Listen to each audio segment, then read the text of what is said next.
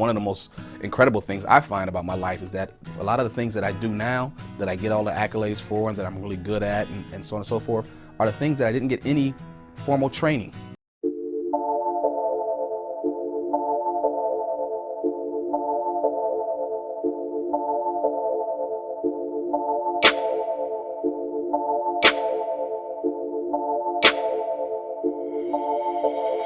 Everybody got choices. Keep it 1,000 out of life that I chose. Everybody got choices. These niggas be hating, I already know, but I never go broke. No, I'ma stay getting money. And I ain't gotta sell my soul. My name is Dwaine Terry. I'm originally from Buffalo, New York. But through my journey, I've been able to live in New York and in California and now in Florida. But Buffalo is always home. My childhood, sadly to say, I'm one of those kids who grew up without a father, single mother, 2 younger sisters, no older siblings. So a lot of the pressure was on me to, become a man and help lead the family, protect the family, and be a good representation of the family name. So had grandmothers and aunts that were around that were really involved in my upbringing. Had uncles that were around, but did not have the luxury of seeing mom and dad every day in the household together. I had to learn a lot of things the hard way because of that. You learn on the streets, you learn from talking to your other friends, about being a man, learning how to tie my shoe, learning how to fight, learning how to ride a bike, learning how to catch a ball, learning anything about fishing, all those things that you would think a man would pass on or teach or introduce his son to. Those are things that I seen other guys that what their fathers doing. Little league football, good friend of mine now, Pierre Howard, was playing for another team, but his father was at every practice, rain or shine. His father was always at a practice, and I always admired that and wondered, heck, how come I couldn't have that in my life? But hey, it is what it is. But not having that in my own community, or not having that kind of guidance within my family on the male side, it was always tough trying to figure out who I am and who am I from, and what is my father like, and what traits will I have that my father had. Trying to figure those things out was tough. And then if no one's there to teach you, you kind of look around at other sources to try to figure out, well, where do I get my cues from? How do I learn about these things, and who's going to teach me? And then you learn to just start asking questions.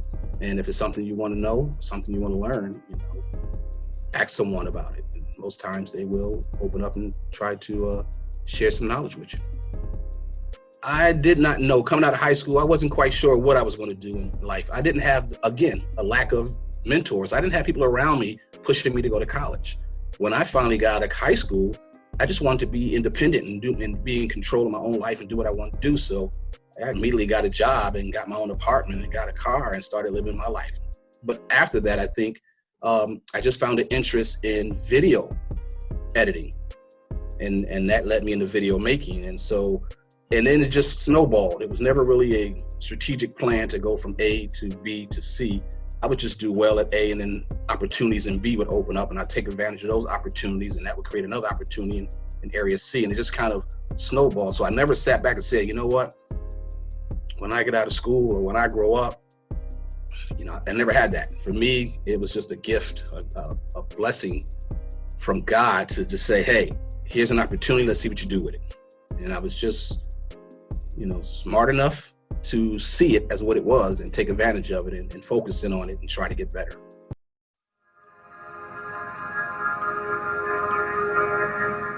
I'm joined by Benny the Butcher. This is D from the Projects. Rick G. Dr. Kelly Lucci. Hey, what's up, Mr. D. Wilson? It's Michelle Visa. I'm Star Muhammad. TJ Iceberg. This is how I came up. This is how I came up. And this is how I came up. How you doing? My name is Sam Hill, host of How I Came Up. Do you have a success story that you would like to share with the world? If so, please go to ScoBlueTV.com and submit that story. And just maybe we'll allow you to share that story with the rest of the world.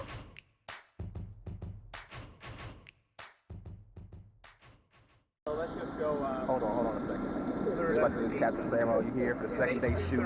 Captain Samo. You got a captain right there. Quick shot of the captain, be good. Bing, bing, bing.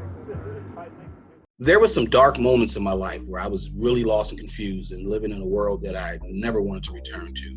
and felt like, if I continued doing that, I'd end up in jail. And so, but at the same time, a lot of the things that I was trying to do wasn't working either. Jobs that I really wanted weren't calling me back. The little jobs I had wasn't paying enough. Friends, I was an implant from New York. I'm in California now. I'm out on my own.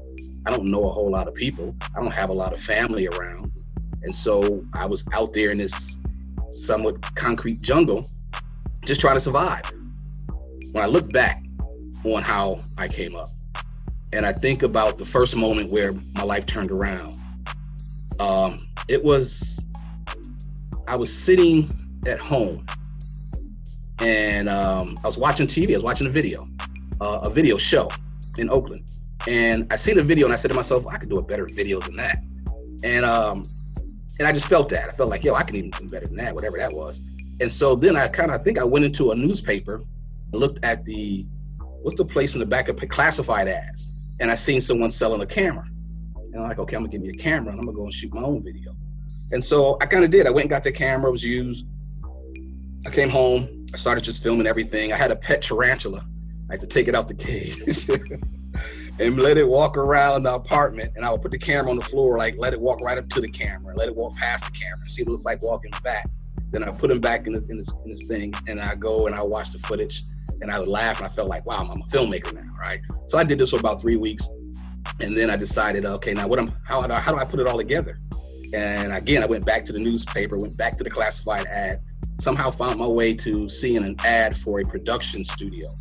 Or it was an ad for, hey, turn your home videos into movies. Like, oh, that's kind of what I want to do. So I called that place up, asked to go down to see their facility. I get down there. As I walk in, the guy, Dana, I told him, hey, I seen your ad in the paper. I got some home videos I want to learn how to edit. He like, have you edited before? I said, no, I know nothing about this. He said, okay, well, I'm about to step out to lunch. If you come back in an hour, I can help you get started. We can see where you are. We can take a look at your footage. He says, but I'm on my way out the door. He said, but if you want, you can stay and take a look at the equipment. I'll give you a quick tour. So he walks me around a little production studio. Wasn't nothing, a couple of decks, a couple of edit controllers, some monitors, a Amiga, a computer. And he just pointed it all out to me. This is that, this is that, and this is that. When I come back from lunch, I'll show you how to work this stuff. He said, but go out, sit down. We can look at your footage. He leaves. I sit down. I put one tape in the player, one tape in the recorder, which was the blank tape. And I just started looking at the equipment. And I just started looking at it, trying to think, which buttons make sense to me? Because some of them have abbreviations. Most of them have abbreviations and signs and symbols. But I had no clue. That's my first time seeing all of it. So I just started pushing buttons. I said, okay, this looks like it means play.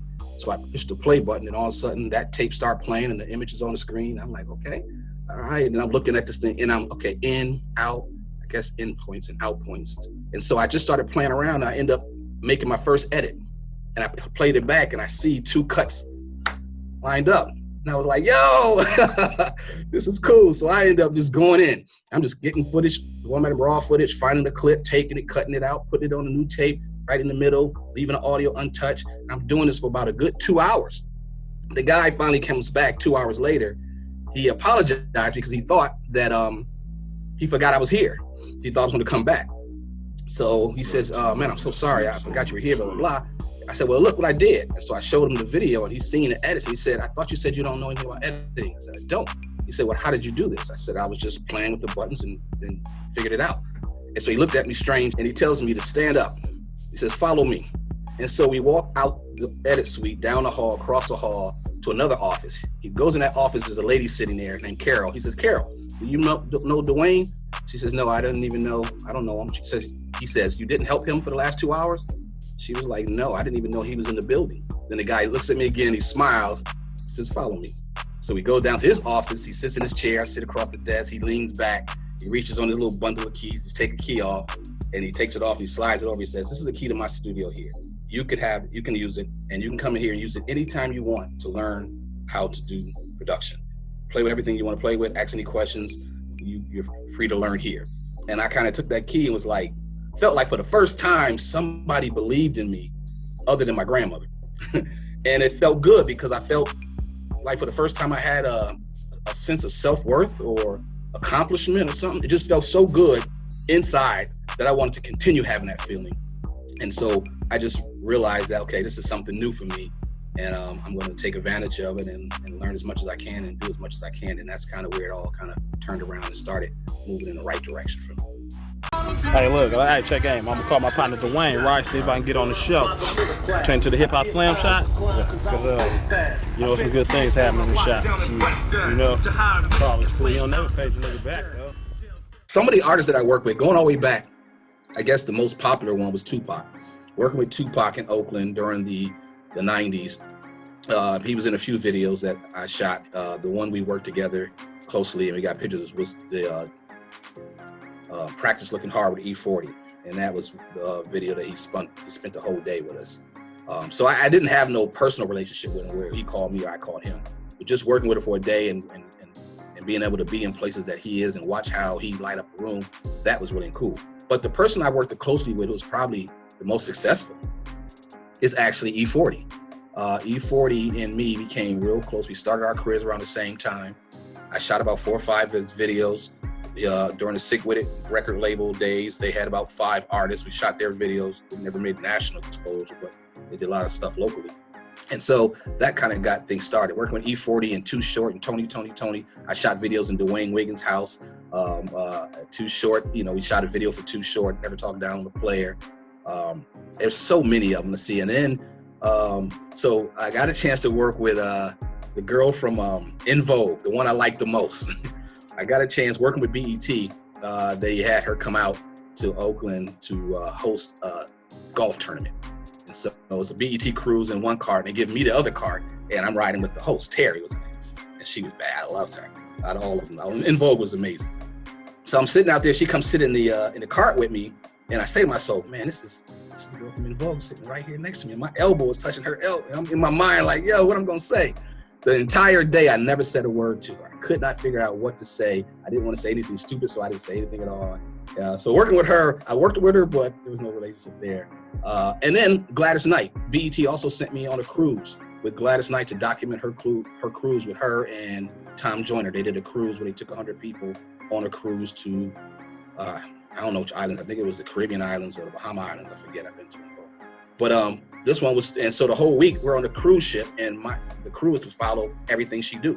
We ate with her, we shot with her, we went riding around towns with her, and that was really cool. Late Nighters, this is a DT right here. This is Makeda. Say what's up, Makeda. What's up?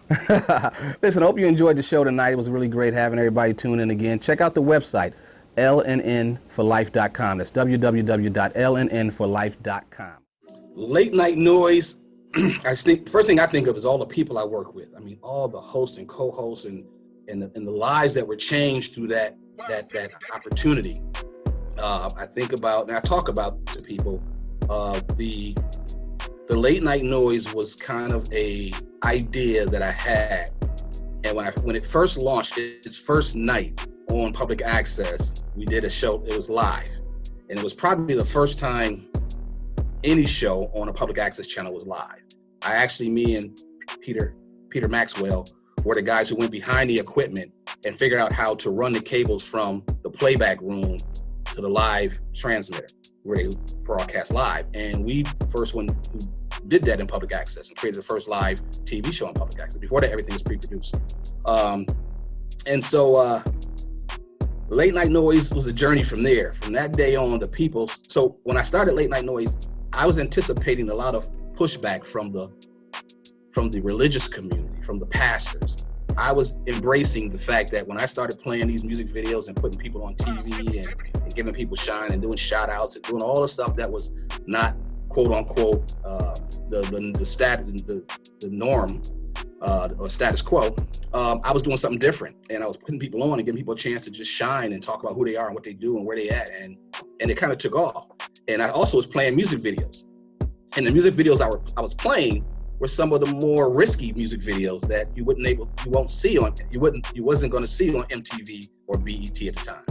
And so, but people gravitated towards seeing these videos that were well produced, but couldn't understand why they just now see them for the first time and they've been out for a year.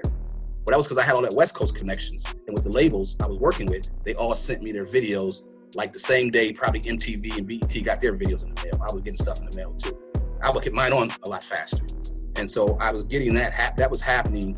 And through that, it just, man, the doors flew open. And I went to church one day with my girlfriend at the time, and I kept telling her, I really don't want to be here. If the man say something crazy, if he tries to shoot some little shot at me, because I thought he was going to say, hey, our young people are being, misled by all these images and messages mixed in this rap music, and I was playing that rap music he was talking about, but everybody was really kind of had some appreciation to it. So when I get to the church and I'm sitting there, and I know he know me because I'm here with my girlfriend and he knows her, and she's already talked about me to him. And so we're sitting there, and then one day the preachers called my name. No, he said visitors. We got visitors here, that whole thing. Everybody stand up. I stand up real quick. I sit down. He says, well, we got one special visitor here that I'd like to acknowledge. And I felt like he was about to call on me, and it was gonna be some kind of setup, and I'm sitting there like really, we're getting ready to respond in some kind of way. I don't know. I'm in a church. I don't know what to do. And so he says, man, this young man here has created an opportunity for young people to, shine. Pretty much. I forget his exact words, but he gave me credit for opening up an opportunity for people, not just anybody, but almost everybody who I came in touch with. If you wanted to get on camera and talk about something, and here it is. I was the only person on TV putting Black people on TV in a positive light. Before I was doing it, and there were some people who were before me, but I did it at a different level. And but I was tired. The only time I seen Black people on TV was on channel 2, 4, and 7, and it's usually part of a story associated to crime or death or jail or something. And I'm like, well, where are the positive images of local Black people?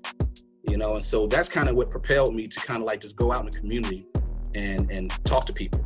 But it was the community that called me out and let me know, hey, we're open, we're doing this, we got a picnic, we got a barbecue, we got a birthday party, we're gonna be at the skating rink, we're gonna be at the football field, we're gonna have a car show, we're gonna be at Drillorama, we're gonna be at the barbershop. And so me and my little team, shout out to Marlon Moore, who was the #1 dude right behind me the whole time, holding the cameras, shooting a lot of stuff. We were just going to these things, and we created this frenzy, I guess. And local people were really starting to feel good about what they do and who they were and how they look and how they sound. And we gave them a platform. We mixed that with the hot rap videos.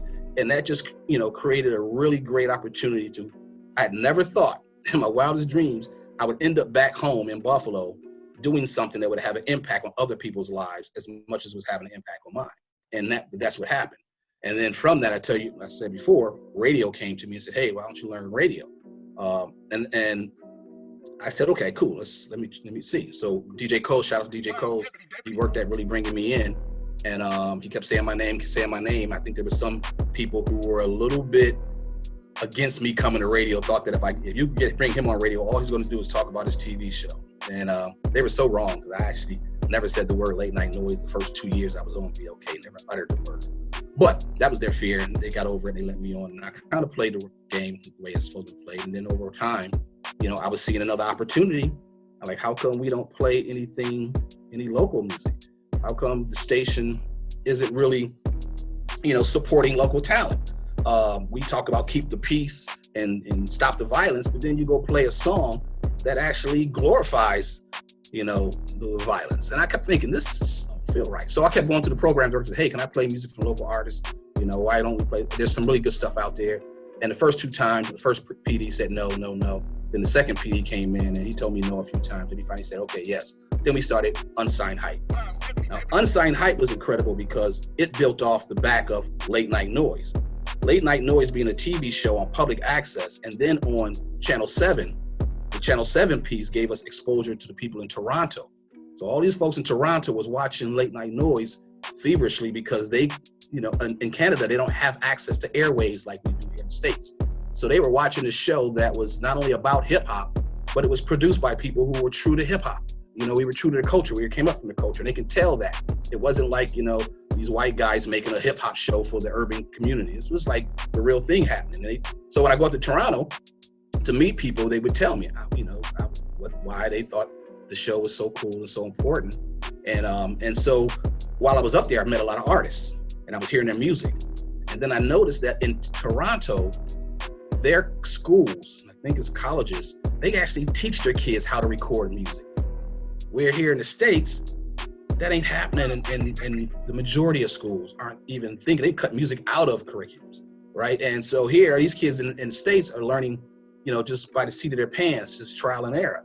But up in Canada, these kids got a building with 4 or 5 recording studios in it. And as students, they get to go in and learn how to properly record. So I was hearing this music and it was really crispy and clear.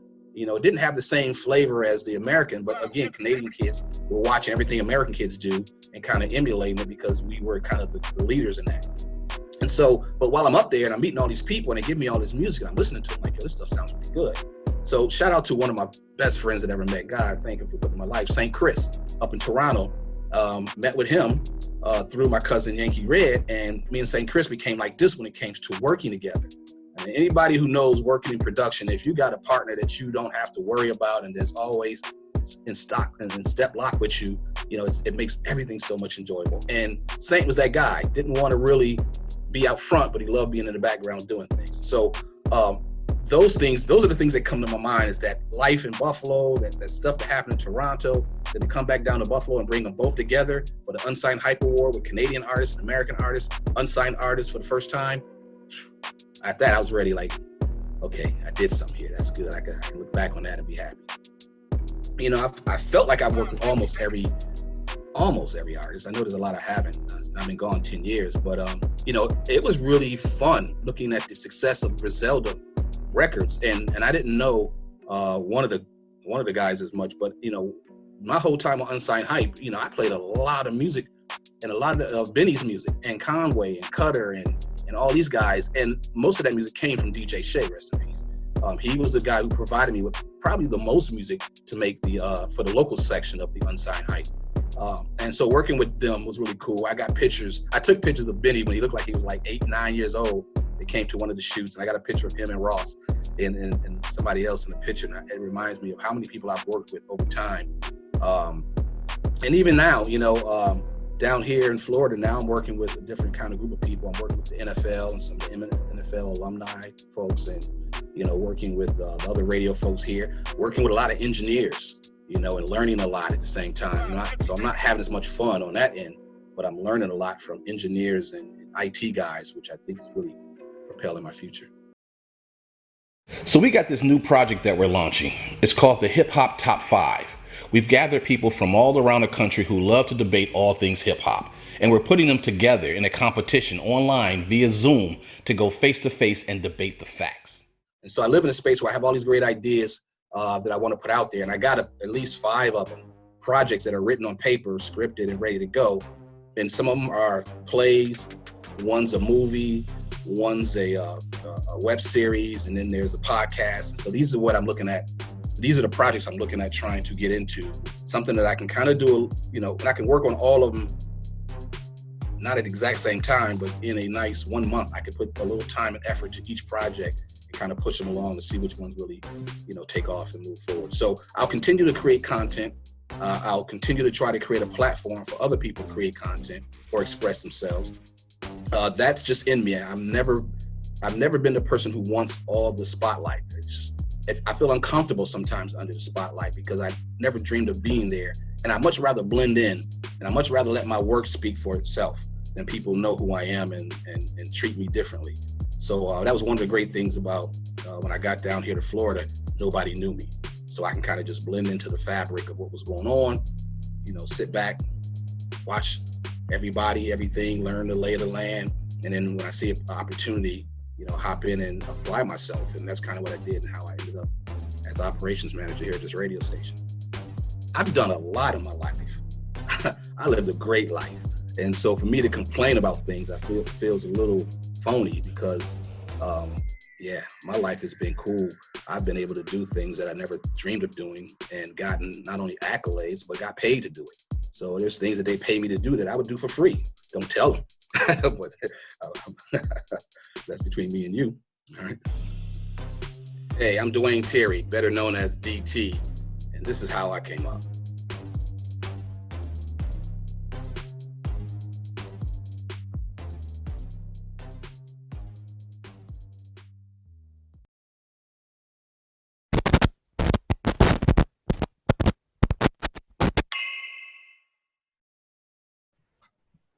What is your name and where are you from?